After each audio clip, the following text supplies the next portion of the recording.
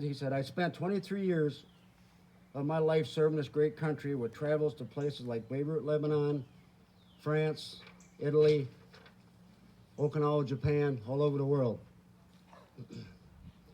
I'm here today just to speak about the conflict that took place, and not many of you know about, but reading books. It was the Lebanese Civil War and U.S. efforts during the peacekeeping mission in the early 1980s. In 1983, things were heating up in Syria and Grenada, and it was rumored that we're going to depart ahead of schedule. Well, half the fleet ended up going to Grenada in complete secrecy. The fleet that we left in complete secrecy. We could write letters all day long, but nothing was leaving the ship. In fact, my brother, he didn't know where I was at till he saw my ship on CNN.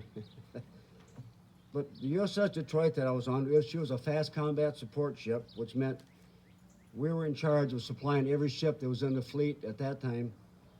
With all the other nations, there were 65 different ships from 7 or 8 different countries.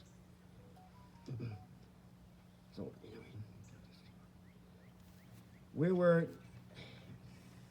we left Norfolk en route over there as part of the support of the peacekeeping mission in Beirut, Lebanon. However, before we arrived, things took a turn for the worse.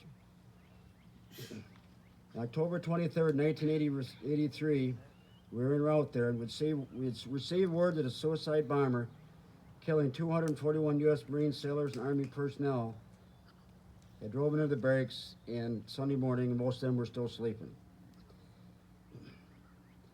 It's the worst single death toll of U.S. military armed forces since the invasion of Iwo Jima in World War II. Bear with me here. We arrived at our designated location on Thursday, October 27th. There were 2 aircraft carrier battle groups of the USS New Jersey, which is a battleship, and 5 U.S. Marine Corps battle groups and the carriers. It wasn't until December 4th that the fleet was finally given permission to launch airstrikes, and the ships were allowed to have fire missions going ashore.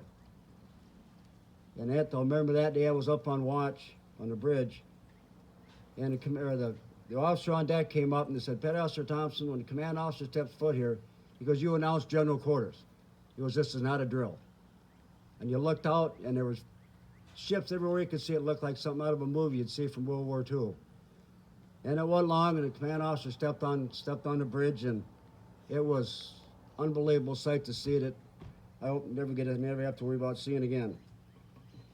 Anyway, we spent several months there, and we ended up with 2 more fire missions and air support missions before we were finally able to clear the Mediterranean Ocean in April of 1984 and head back home. We arrived back in Norfolk, Virginia on May 2nd, 1984. After that, I served on 3 more ships and spent many more years at Great Lakes Naval Base, lucky me, and I finally left active duty and retired in 2002.